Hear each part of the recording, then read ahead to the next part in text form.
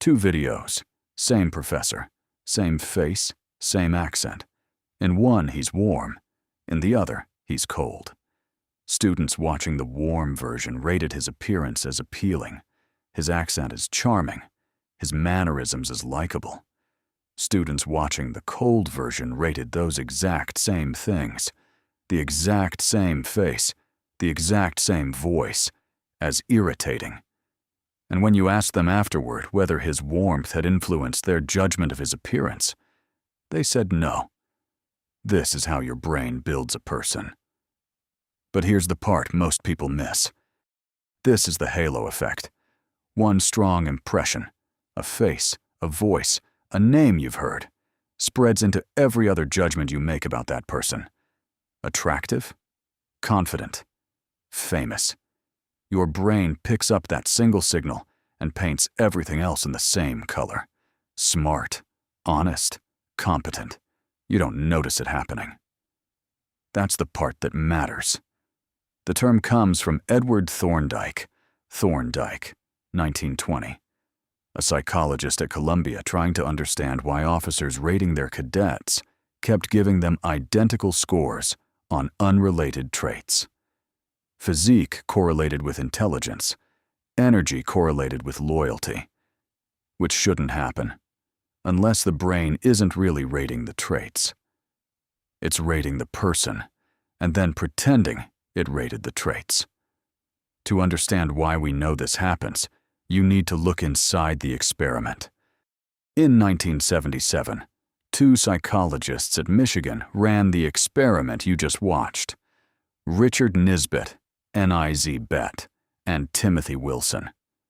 They brought in 118 undergraduates and showed them a videotaped interview with a college instructor who spoke English with a European accent.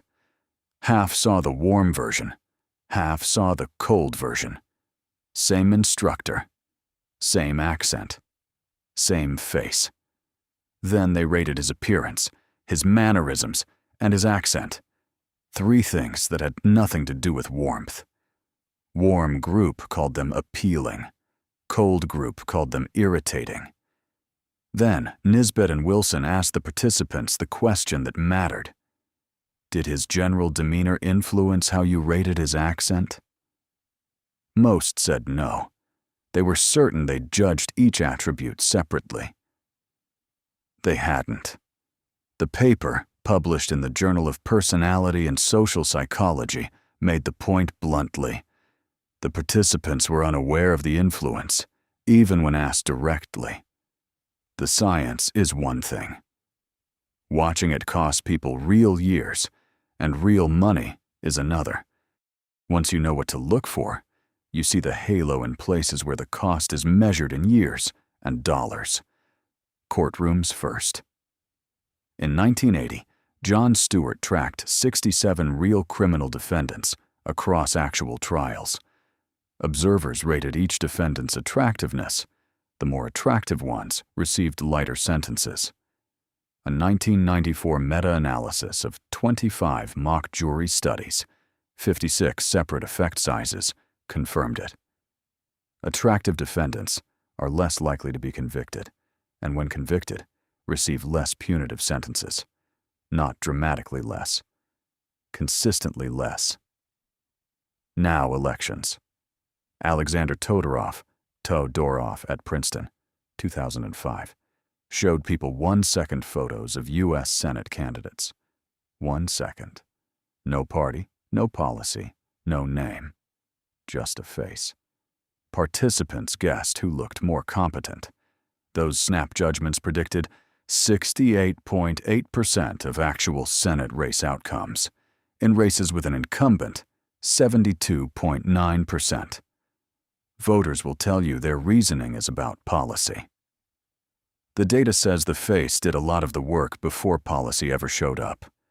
Now, money. June 2021. Kim Kardashian posts on Instagram about a cryptocurrency called Ethereum Max.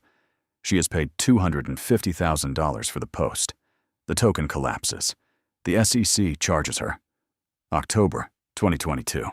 She settles for $1.26 million and a 3-year ban on promoting crypto securities. Her qualification to advise on securities? 0. Her followers weren't buying analysis. They were buying the halo. If those 3 stories sound familiar, this episode is sponsored by my own private community. A private community where I break down over 100,000 deep dive courses on psychology, investing, and communication. These are the exact tracks you'd want after watching what we just went through. Courses that map directly onto the blind spots this episode exposed. Link is in the description below. All right, back to the brain lying to you. Why does a brain do this? Leslie Zebrowitz, and her colleagues argue the halo is a side effect of something older. The face is one of the highest priority inputs the brain ever processes. Your survival used to depend on distinguishing infant from adult, healthy from sick, friend from threat.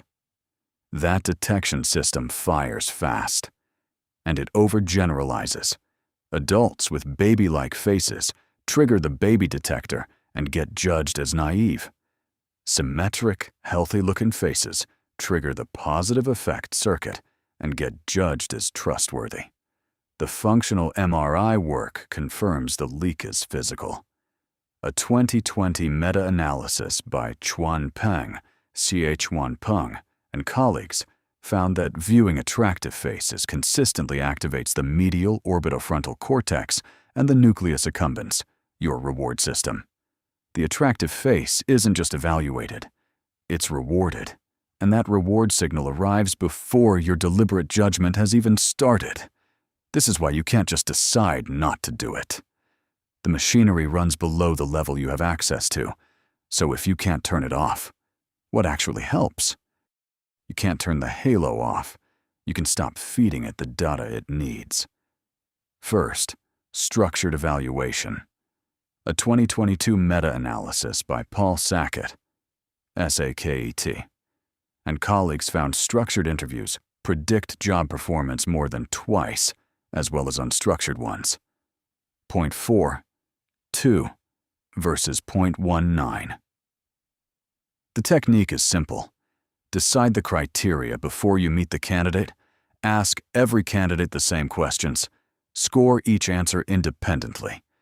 You're not eliminating your brain's halo. You're starving it. Second, blind evaluation.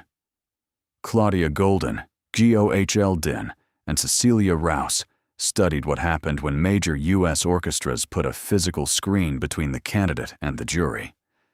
Female musicians' probability of advancing in preliminary rounds rose by 11 percentage points. Remove the face. Remove the halo transfer. The same logic applies to grading papers without names, reviewing applications without photos. Third, consider the source. When a celebrity tells you what to invest in, ask one question. What is she actually qualified to say? If the answer is nothing, and for most celebrity endorsements it is, then her opinion isn't information. It's just a halo your brain is about to mistake for information. What doesn't work? Telling yourself to be objective. Nisbett and Wilson tested that. The participants were told directly. They still couldn't see it. 2 videos, same man. And the viewers who watched one version couldn't tell you why they liked his accent more than the viewers of the other. They couldn't tell you because they didn't know. That's the halo effect, not a mistake you make. A mistake your brain makes for you, quietly, before you ever get to weigh in. If your brain has been doing this for you your whole life, we have a lot more to catch it doing.